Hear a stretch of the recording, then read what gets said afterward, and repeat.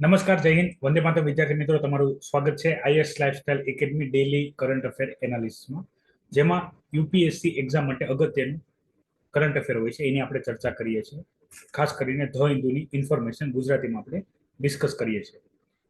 Live લેક્ચરમાં જોડાવા માટે તમે એકેડમીની એપ્લિકેશન ડાઉનલોડ કરી શકો છો. તો એની અંદર જેટલા પણ કરંટ અફેરના લાઈવ હશે એમાં પણ તમે જોડાઈ શકશો, ક્વેશ્ચન આન્સરિંગ કરી શકશો. અને રેકોર્ડિંગ આપણે યુટ્યુબ ચેનલ ઉપર સાંજના 5 થી લઈને 6 ના ગાળામાં અવેલેબલ કરાવીએ છીએ, જેમાં તમે દરેક માહિતી જોઈ શકશો. કરંટ અફેરનું મહત્વ કઈ રીતે થશે? તો ઘણા બધા અગત્યના જે ટોપિક હોય છે સિલેબસના સબ્જેક્ટ વાઇઝ, એમાંથી બેઠા ટોપિક યુપીએસસી પ્રિલિમ્સ, મેન્સ અને ઇન્ટરવ્યુ ત્રણેય જગ્યાએ તમને કામ લાગી શકે છે. આના માટે આપણે ખાસ એક ટૂંકાક્ષરીમાં એનાલિસિસ જોઈએ છે, 15 થી 20 મિનિટ. એની અંદર અગત્યની જેટલી પણ ઇન્ફોર્મેશન હોય એ આપણે એક સાથે ડિસ્કસ કરીએ છીએ. અને માત્ર એ જ ઇન્ફોર્મેશન હું તમારી સાથે કરંટ અફેરમાં ડિસ્કસ કરું છું, જે એક્ઝામ લક્ષી છે, એક્ઝામમાં પૂછાઈ શકે છે, કયા સબ્જેક્ટમાં પૂછાશે, કેવી રીતે પૂછાશે, એની પણ હું તમારી સાથે ચર્ચા કરું છું. અને આપણે ચર્ચા શા માટે કરીએ છીએ એનું પણ કારણ હું તમને જણાવું છું. તો વધારે સમય ના લેતા વિદ્યાર્થી મિત્રો, આપણે શરૂઆત કરીએ 16 મે ધ હિન્દુ એનાલિસિસ. એમાં પહેલી ઇન્ફોર્મેશન છે યુએપીએ ઉપર, અનલોફુલ એક્ટિવિટી પ્રિવેન્શન એક્ટ. એની અંદર ન્યૂઝ ક્લિકના જે એડિટર હતા એને અરેસ્ટ કરવામાં આવેલા હતા. તો એમના અરેસ્ટને લઈને સૌથી પહેલા હાઈકોર્ટ અને બાદમાં સુપ્રીમ કોર્ટની અંદર પિટિશન દાખલ થઈ હતી. પિટિશનનો બેઝિક આધાર હતો એ હતો કે આના એડિટરને અરેસ્ટ કરવામાં આવેલા છે, એમાં જે કાનૂની પ્રક્રિયા છે, બરાબર, એનું પાલન કરવામાં આવેલું નથી બેઝિકલી. તો એ કઈ પ્રક્રિયા હતી? તો એમના જે એડિટર હતા એમને જ્યારે અરેસ્ટ કરેલા હતા, તો અરેસ્ટ કરવાની સાથે એમને અરેસ્ટ કરવાનું કારણ જણાવવું પડે. આની પહેલાના મેં તમારી સાથે કરંટ અફેરના ડિસ્કશનમાં ડિસ્કશન કરી હતી. કેજરીવાલજીને જે ઇન્ટ્રીમ બેલ મળી હતી એની અંદર બે પ્રકારના ક્રાઇમ હોય છે, કોગ્નેસેબલ અને નોન કોગ્નેસેબલ.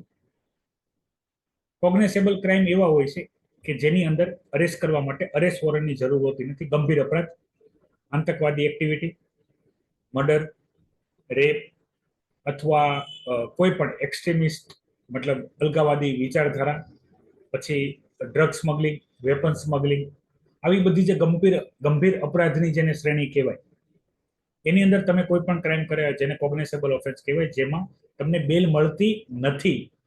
તો આવા કેસમાં ધરપકડ કરવામાં આવે ત્યારે ધરપકડ કરનાર વ્યક્તિ માટે એરેસ્ટ વોરંટ નથી હોતા અને એનું કારણ જણાવવાનું હોતું નથી. બેઝિકલી પકડી લે છે એમને અથવા એમના પરિવારને કારણ જણાવ્યા વગર. મતલબ પૂછવા જાય ત્યારે જણાવે, પણ બેઝિકલી અરેસ્ટ કરતી વખતે જણાવે નહીં. જ્યારે આની સિવાયના જે નોન કોગ્નિસેબલ ઓફેન્સ હોય છે, જે સિવિલ ક્રાઇમની કન્ડિશનમાં આવે, મતલબ જમીન પરિવાર વાળા વિવાદ, તો આની અંદર જ્યારે તમને કોઈ પણ વ્યક્તિ પકડે છે આની સિવાયના અપરાધો, તો તમને શા માટે પકડવામાં આવે છે એનું કારણ જણાવવું જરૂરી છે. તમારી પાસે વોરંટ હોવો જરૂરી છે, બરાબર. તમે ઘણી બધી મૂવીમાં જોયું હશે કે કોઈ વ્યક્તિને પકડવા જાય ને, ખાસ કરીને કોઈ અગત્યનો વ્યક્તિ હોય, બિઝનેસમેન હોય, સોશિયલ વર્કર હોય, બરાબર, સમાજસેવી હોય, રિપોર્ટર હોય, બરાબર, ઘણી વખત રાજનેતા પણ હોય, તો એ પૂછે કે ભાઈ મને અરેસ્ટ કરવા આવ્યો છો, આ વોરંટ લાવ્યા છો? તો લોકેશન આ, તો જાઓ પેલા વોરંટ લઈને આવો, બરાબર. તો એવી અપરાધની શ્રેણી જે ગંભીર અપરાધની શ્રેણીમાં નથી આવતા, એમાં વ્યક્તિને પકડવા માટે આપણી પાસે અરેસ્ટ વોરંટ હોવો જરૂરી છે. તો એની વગર પકડી શકાતા નથી. અને પકડવામાં આવે પણ તો પણ એ વ્યક્તિને અને એના પરિવારને અથવા એના જે લીગલ પ્રોબ્લેમ જોતા હોય, મતલબ એના વકીલને તમારે કારણ જણાવવું જરૂરી છે, પછી તમે એને પકડી શકો છો. આ કેસમાં ન્યૂઝ ક્લિકના એડિટર હતા એને યુએપીએમાં ધરપકડ કરવામાં આવી હતી, બરાબર. હવે જ્યારે એમને ધરપકડ કરવામાં આવી હતી ત્યારે એમને અરેસ્ટનું કારણ જણાવવામાં આવ્યું હતું નહીં. કેટલા? 2 દિવસ, 1 થી 2 દિવસ પછી એમના જે લીગલ એડવાઇઝર હતા, બરાબર, એમને પણ એનું પરફેક્ટ કારણ જણાવવામાં આવ્યું હતું ને. યુએપીએમાં અરેસ્ટ કર્યા હોય તો અરેસ્ટ કરવાની એનો મેઇન આધાર શું છે તમે જણાવવું પડે. હવે આખી વાતમાં સુપ્રીમ કોર્ટે એમને બેલ આપી દીધી છે. તિહાડ જેલમાંથી અત્યારે રિલીઝ થઈ ગયા છે. રજા આપવાનું જે મેઇન કારણ છે એમાં એવું જણાવ્યું હતું કે ભાઈ પોલીસે જે પ્રોસિજર છે ફોલો નથી કરી, અને એના જે ફંડામેન્ટલ રાઇટ્સ છે જેની અંદર આખી લીગલ પ્રોસેસ સંકળાયેલી એ છે આર્ટિકલ 22, અને એમાં પણ સ્પેશિયલાઇઝ આર્ટિકલ 22(1) અથવા એ. તો આની અંદર તમને પ્રોટેક્શન મળે. મેં તમને જેટલી પણ કાર્યવાહી કીધી એ બધી સીઆરપીસી ની અંદર આવે. અને એનું પાલન કરવું પડે, બરાબર. એ તમારો મૂળભૂત અધિકાર છે કે તમને કોઈ એમને કોઈ પકડી શકે નહીં, બરાબર. તો એ આર્ટિકલ 22 ના અંતર્ગત તમારે આર્ટિકલ 22 યાદ રહી તો ચાલશે. અનુચ્છેદ 22 એના આધારે કે ભાઈ જે પ્રોસિજર હતી એમને અરેસ્ટ કરવાની અને જે માહિતી એમને આપવી પડે, અરેસ્ટ કરવાનું કારણ જણાવવું પડે અને એનું બેકગ્રાઉન્ડ એ કારણ નહીં જણાય, મતલબ યુએપીએમાં પકડ્યા છે પણ શું કારણ થયું, તો એમને શું મળ્યું કે એમને અરેસ્ટ કરી લીધા, બરાબર, એ પણ જણાવવાનું હતું. તો એમાં ચૂક થયેલી છે એટલે તમે એને કસ્ટડીમાં રાખી શકો નહીં અને એને આઝાદ કરવામાં આવે છે. હવે આખી વાતમાં આપણા માટે જે કામની વસ્તુ છે એ છે યુએપીએ. આખો ન્યૂઝ છે, બરાબર. સુપ્રીમ કોર્ટના જેટલા પણ જજમેન્ટ હોય આપણા માટે અગત્યના છે. તો આ એક કેસ યાદ રાખજો, ન્યૂઝ ક્લિકના એડિટરને તિહાડ જેલમાંથી રજા આપવામાં આવી યુએપીએમાં. મોસ્ટ ઓફલી કેસમાં યુએપીએ જે છે, બરાબર, એ સિક્યુરિટી એક્ટ છે. તો એના માટે આપણી માટે જેટલી પણ કામની ઇન્ફોર્મેશન છે એની ચર્ચા હું તમારી સાથે સૌથી પહેલા કરી લઉં. આપણને જે માહિતી પૂછાશે એ પૂછાશે યુએપીએ માટે, બરાબર. તો બેઝિકલી યુએપીએ ની ચર્ચા કરી લઉં. એ સિક્યુરિટી એક્ટ છે, સિક્યુરિટી એક્ટ છે, બરાબર. આની પહેલા જે ટાડા અને પોટા હતા એની જ આ છે, બરાબર. 1967માં જ્યારે નક્સલી એક્ટિવિટી વધી ગઈ હતી, બરાબર, એને અટકાવવા માટે હતું. તમે ધ્યાનથી જોશો યુએપીએ નું ફૂલ ફોર્મ તો અનલોફુલ એક્ટિવિટી પ્રિવેન્શન એક્ટ. પ્રિવેન્શનનો મતલબ થાય કોઈ પણ અપરાધ થવા પહેલા એને અટકાવવું, પ્રિવેન્શન, બરાબર. તમે સાંભળ્યું છે ને એક સૂત્ર, prevention is better than cure, બરાબર. મતલબ બીમાર પડવા પહેલા તકેદારી લઈ તો બીમાર જ નહીં પડે. એવી રીતે અપરાધ થવા પહેલા અપરાધને રોકો. તો આની અંદર કોઈ પણ વ્યક્તિ કોઈ સંસ્થા, બરાબર, જે પણ શંકા આધારિત હોય તો એની ધરપકડ થઈ શકે છે, બરાબર. અને આ સિક્યુરિટી એક્ટ છે તો આનો પાવર પોલીસ ફોર્સ અને આર્મ ફોર્સિસની પાસે રહેશે. કોઈ પણ વ્યક્તિને એની એક્ટિવિટી માટે પકડી શકે છે. મોસ્ટ ઓફલી યાદ રાખજો આની અંદરના 3 ગ્રાઉન્ડ.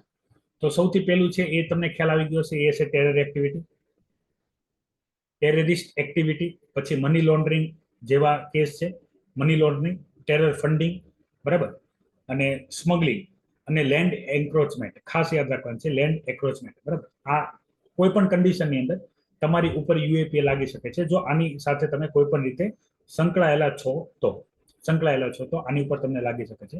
આ સેન્ટ્રલી લાગુ થશે, બરાબર. એટલે સેન્ટ્રલ માટે જે ગેઝેટેડ ઓફિસર હશે, બરાબર, એ તમને આની અંદર પકડી શકે છે. હવે આમાં અને નોર્મલ ક્રાઇમમાં ફરક શું છે? તો નોર્મલ ક્રાઇમ એકદમ નોર્મલ, બરાબર, એમાં આપણે વાત કરીએ સિવિલ ક્રાઇમ છે તો એની અંદર તમને અરેસ્ટ કરવાના ટ્રાવેલિંગ ટાઈમ બાદ કરીને 24 કલાકમાં કોર્ટમાં હાજર કરવાનું. ગંભીર અપરાધની શ્રેણીમાં 90 દિવસમાં, બરાબર, 3 મહિના તમને હાજર કરવાનું. પણ તમને યુએપીએમાં એકવાર પકડી લે તો 180 દિવસ સુધી તમને અરેસ્ટ રાખી શકાય છે. અને એમાં પણ જો વગર, બરાબર, તમને કોર્ટમાં હાજર કર્યા વગર, આનો જે દોષી હોય ને એને કોર્ટમાં હાજર કર્યા વગર પુરાવાના આધારે 180 દિવસથી વધારે સમય તમને ડિટેન રાખી શકાય છે. અને આનો વિરોધ થાય છે ઘણા બધા કન્ટેક્સમાં, બરાબર. ઘણી બધી સિક્યુરિટી એજન્સી એનો વિરોધ કરે છે કારણ કે આ આર્ટિકલ 21 છે, બરાબર. લાઈફનો આર્ટિકલ કહેવાય છે, જીવનનો આર્ટિકલ કહેવાય છે, ગોલ્ડન ફંડામેન્ટલ રાઈટમાંનો એક આર્ટિકલ કહેવાય છે, એનું વાયોલેશન કરે છે. બીજું, આની અંદર જે વ્યક્તિની એકવાર ધરપકડ કરી લેવામાં આવશે, આની અંદર જે પણ વ્યક્તિની ધરપકડ કરી લેવામાં આવશે એ વ્યક્તિ ઉપર હંમેશા ટેરરિસ્ટનું લેબલ લાગી જાય છે તો એ અન્ય કામ રાખી શકતો નથી. ઘણી વખત આ કેસ લાંબો સમય ચાલી શકે છે. બાદમાં શું થાય, આશંકાને આધારે પકડેલા કેસ હોય છે મોસ્ટ ઓફલી કેસમાં, બરાબર. એવા લોકો જે સરકાર વિરુદ્ધ કોઈ એની બાબતો હોય ઉજાગર કરતા હોય, બરાબર, પબ્લિકલી, બરાબર, સરકાર ઈચ્છતી ના હોય ત્યારે એની ઉપર ખોટી રીતે યુએપીએ લગાડી દેવામાં આવે છે. આવા અઢળક કેસ જોવા મળે છે, બરાબર. કે ભાઈ ઘણા બધા એક્ટિવિસ્ટ હોય સરકારની બાબતો ઉજાગર કરતા, એવા લોકો ઉપર જ આ લગાવવામાં આવે અને બાદમાં 1-2 વર્ષ કે 3-4 વર્ષ સુધી આ કેસ ચાલ્યા કરે અને પછી સરકાર માફી માંગી લે, બરાબર, કે મારી ભૂલ થઈ ગઈ, અમે તમને પકડી લીધા, સિક્યુરિટી એજન્સી કોઈ પણ, બરાબર. પણ હવે 5 વર્ષ સુધી જેલમાં રહ્યા, એનું જીવન જે છે, બરાબર, કોઈ વ્યક્તિ ઉપર એનો પરિવાર નિર્ભર હોય, બરાબર, તો એનો પરિવારનું જીવન ખરાબ થઈ જશે, એ વ્યક્તિનું જીવન ખરાબ થઈ જશે. તો આના માટે જવાબદાર કોણ, બરાબર. તો આ એક બહુ મોટા પ્રશ્ન છે યુએપીએ ને લઈને. તો બંને છે આ એક પ્રકારનું રક્ષણ આપે છે, તો ઘણી વખત આનો મિસયુઝ થાય છે. તો મિસયુઝ ઘટાડવા માટે ઘણા બધા રિફોર્મ કરવાની સજેશન સરકારને આપવામાં આવે છે. તો આ વાત થઈ ગઈ યુએપીએ, બરાબર. સિક્યુરિટી એક્ટ ઇન્ડિયન પોલિટીમાં આવશે. આખી ન્યૂઝ યુએપીએ જે છે, બરાબર, જીએસ પેપર 2 માટે અગત્યની છે મેઇન્સ એક્ઝામને લઈને. પછીની જે ન્યૂઝ છે એ છે આપણે ઇમ્પોર્ટ એક્સપોર્ટ ને લઈને આ આવશે જીએસ પેપર 3 માં ઇકોનોમી. જીએસ પેપર 3 માં ઇકોનોમીમાં આખી ઇન્ફોર્મેશન આવશે. તો વિદ્યાર્થી મિત્રો, સૌથી અગત્યની જે બાબત છે એ આપેલું છે એપ્રિલ 2023 અને 2024ની ડેટા આપેલા છે ઇમ્પોર્ટ એક્સપોર્ટની, બરાબર. તો આપણું જે ટ્રેડ ડેફિસિટ છે, બરાબર, ટ્રેડ ડેફિસિટ જે છે એની ચર્ચા કરી લઈએ. ટ્રેડ ડેફિસિટનો મતલબ અહીંયા શું થશે કે જ્યારે કોઈ દેશનું ઇમ્પોર્ટ વધારે હશે ને એક્સપોર્ટ ઓછું હશે ત્યારે ટ્રેડ ડેફિસિટ જોવા મળશે. તો અહીંયા તમે જુઓ, આપણને સૌથી પહેલા ડેટા આપેલા છે 2023માં એક્સપોર્ટના, બરાબર. તો એક્સપોર્ટ આપણે કર્યું છે 34.62, બરાબર, ડોલરમાં છે, બિલિયન ડોલરમાં. અને એ જ ડેટા આપણે જોઈએ ઇમ્પોર્ટમાં, બરાબર, ઇમ્પોર્ટમાં 2023માં. આ એક્સપોર્ટની વાત કરી છે, ઇમ્પોર્ટની વાત કરી છે. તો ઇમ્પોર્ટ જે હતું એ વખતે એ હતું 49.06 બિલિયન ડોલર. અને હવે ડેટા તમે જો 2024ના, તો 2024માં આપણું એકદમ સામાન્ય એક્સપોર્ટ વધ્યું છે, એકદમ સામાન્ય, બરાબર. પણ જ્યારે ઇમ્પોર્ટ જોવો, તો ઇમ્પોર્ટ અહીંયા 49 હતા, એ 54 થઈ ગયું છે, બરાબર.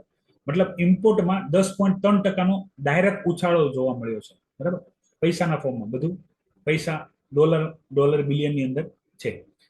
તો અત્યારે આપણું ટ્રેડ ડેફિસિટ હોય, ટ્રેડ ડેફિસિટ કઈ રીતે કાઢવાનું હોય આપણે બેઝિકલી, તો અહીંયા આપણું એક્સપોર્ટ વધારે છે, તો જે પણ દેશનું ઇમ્પોર્ટ માઇનસ એક્સપોર્ટ આપણે કરશું તો આપણને ટ્રેડ ડેફિસિટ મળી જશે, બરાબર.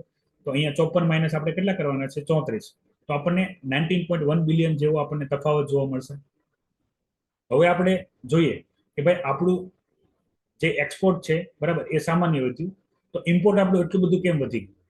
તો એના બેઝિકલી કારણ એવા છે કે આપણે જે ક્રૂડ ઓઇલની જે પરચેસ છે, બરાબર, એમાં વધારો જોવા મળ્યો, પ્લસ એના ભાવમાં પણ વધારે જોવા મળ્યો. તો ક્રૂડ ઓઇલ આપણી મેન જીવાદોરી છે, બરાબર. આના ઉપર ઓલરેડી મેં એક ડિટેલ વિડીયો બનાવી રાખેલો છે. તમે પેટ્રોલના ભાવને વધારવાનું ₹100 પર વહી ગયા ને ક્રૂડ ઓઇલ, ડેઈલી આપણે ક્રૂડ ઓઇલ જોઈએ છે, બરાબર, પેટ્રોલ ડીઝલ માટે.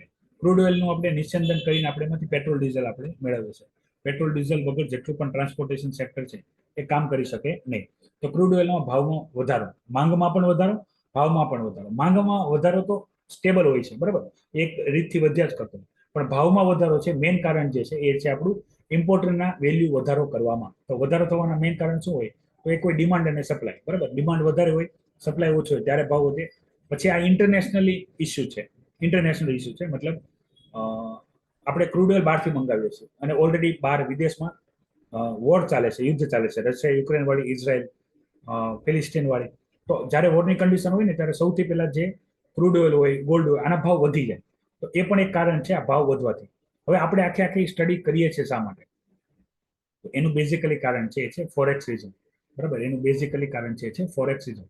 તો ભારતનો ફોરેક્સ રિઝર્વ અત્યારના લેટેસ્ટ ડેટા જે છે, બરાબર, 2024ના લેટેસ્ટ ડેટાની તમારી સાથે વાત કરું તો આપણું ફોરેક્સ રિઝર્વ હાલમાં $642 બિલિયન છે. ઓકે, હવે તમે વિચારો, આપણું એક્સપોર્ટ ઓછું છે, ઇમ્પોર્ટ વધારે છે, બરાબર. તો એક્સપોર્ટમાંથી આપણને વિદેશી ઉડિયામણ મળશે, પણ એની સામે આપણું ઇમ્પોર્ટ વધારે છે, તે બધું ખર્ચાઈ જશે. ઉલટું આપણી પાસે જે પડેલું પણ છે એ પણ ખર્ચાઈ જશે. તમે અહીંયા જુઓ, આપણી પાસે વધારે હતું પણ આ ખર્ચો વધારે થાય તો અહીંયા નીચે આવે, બરાબર. હવે આ નીચે આવવાથી મેઇન પ્રોબ્લેમ શું થશે? આપણો જે રૂપિયો છે, બરાબર, એ ગગડી જાય મતલબ રૂપિયાની વેલ્યુ છે એ ઘટે, બરાબર. તમે જો એક સમયે ₹70, $1 બરાબર $1 બરાબર 70 રૂપીસ હતું, અત્યારે 80 થી વધારે થઈ ગઈ છે, બરાબર. તો આપણે રૂપિયાની વેલ્યુ છે ઘટે, બરાબર. રૂપિયાની વેલ્યુ સ્થિર કરવા માટે આપણું ફોરેક્સ રિઝર્વ સ્થિર હોવું પડે, ટ્રેડ ડેફિસિટ આપણું ઓછું હોવું પડે. અને એના માટે એક બીજો ઉપાય જે છે એ આપણે શોધ્યો છે, અત્યારે આપણે બધું જે ટ્રેડ કરીને બધું ડોલરમાં કરીએ. તો આપણે શું કરવું પડે? આપણે પહેલા આપણા રૂપિયાને ડોલરમાં એક્સચેન્જ રેટ પ્રમાણે ડોલરમાં કન્વર્ટ કરવાના અને એ ડોલરથી આપણે પરચેસ કરવાનું. કારણ કે ક્રૂડ ઓઇલ બધું ડોલરમાં, આપણે ડોલરનો ટોપિક આપણે યુટ્યુબ ઉપર મૂકેલો છે, બરાબર. શક્ય હશે તો એની લિંક, બરાબર, આપણે આ વિડીયોના ડિસ્ક્રિપ્શનમાં બંને વિડીયોની લિંક તમને મૂકી દઈશ, બરાબર. ડોલર શા માટે વૈશ્વિક કરન્સી છે અને પેટ્રોલના ભાવ, બરાબર, પેટ્રોલના ભાવ. તો આ લિંક તમે એ પણ જોઈ શકશો, તો એ માહિતી તમને મળશે. તો આ બધું કરવું જરૂરી છે. તો આનો આપણે અલ્ટરનેટિવ શું વિચારીએ છીએ કે આપણે જેટલું પણ ઇન્ટરનેશનલ ટ્રેડ કરીએ છીએ ને એ બધું ટ્રેડ આપણે કરશું રૂપિયામાં, બરાબર, કે જેથી આપણે ડોલર વાળું જે ફેક્ટર છે ઘટી જાય. પણ આમાં ખાલી એક દેશ સામેલ થશે જે દેશ સામે રૂપિયો લેવા તૈયાર હોય, બરાબર. બધા દેશને આપણે આમાં એગ્રી કરી શકશું નહીં.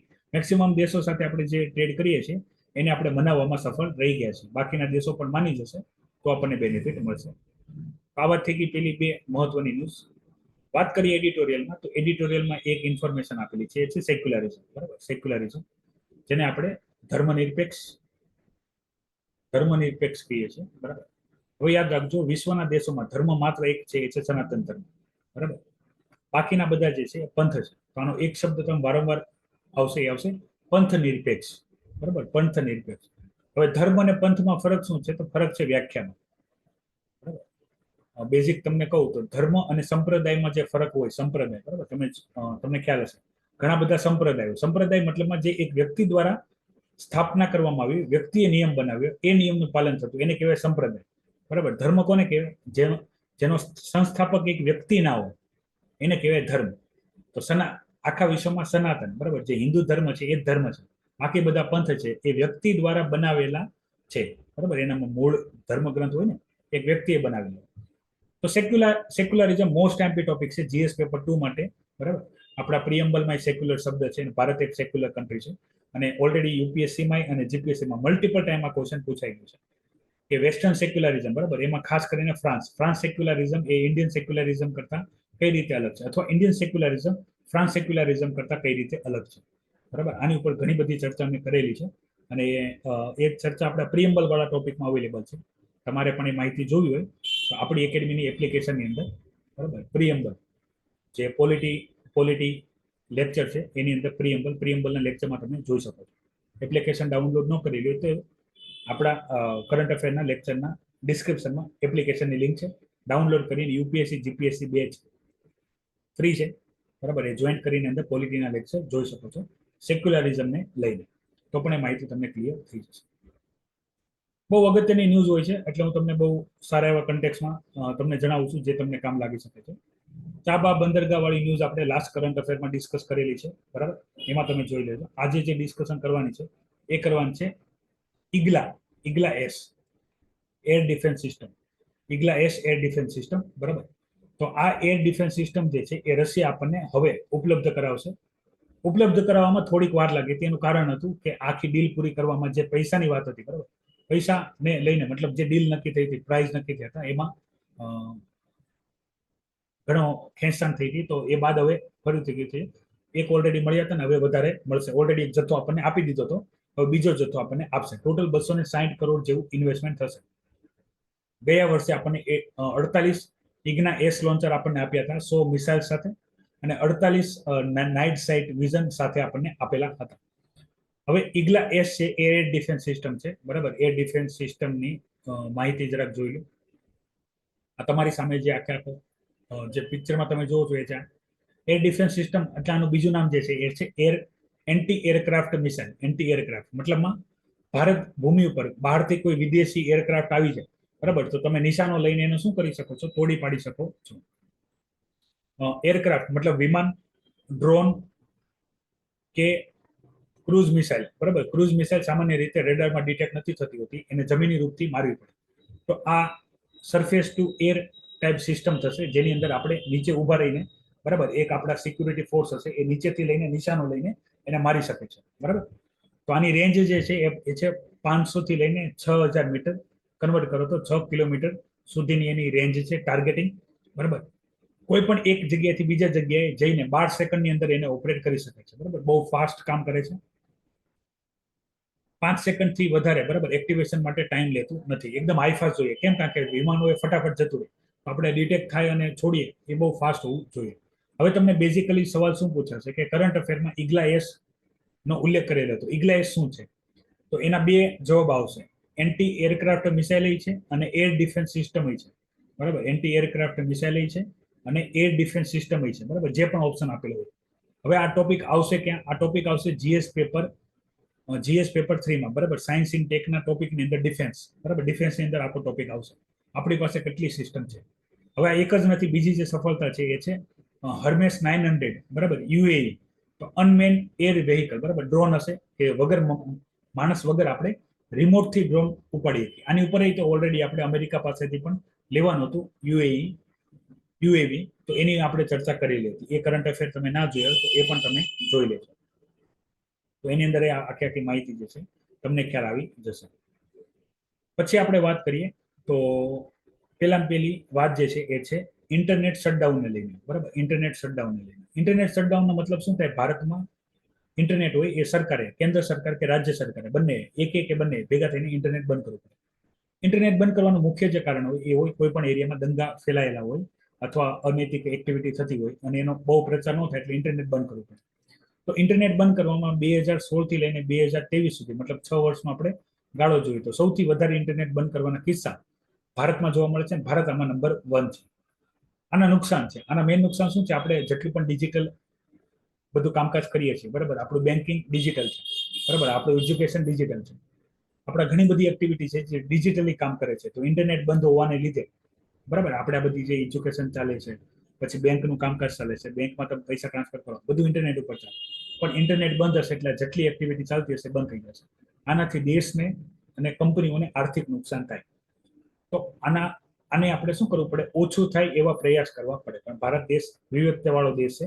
આ વિવિધતામાં ઘણી વખત સમસ્યા ક્રિએટ થાય છે, બરાબર. એ સમસ્યાને લીધે એનો બહુ પ્રચાર ન થાય, દંગા ન ફેલાય, કોઈ માનહાનિ ના થાય, જાનહાનિ ના થાય, બરાબર. એના માટે આપણે ઇન્ટરનેટ બંધ કરવાની મજબૂરીમાં આપણે બંધ કરીએ છીએ, બરાબર. અહીંયા મુખ્ય જે કારણ જે હતા એ હતા એક તો ખાલિસ્તાની મુવમેન્ટ, બરાબર, તો એને લીધે થઈને, અને પછી હતી મણિપુર વાળી ઇન્સર્જન્સી, બરાબર, તો એને લીધે બંધ કરવું પડ્યું હતું. મેન તો આ બે જ હતા, વારંવાર બંધ કરવું પડે.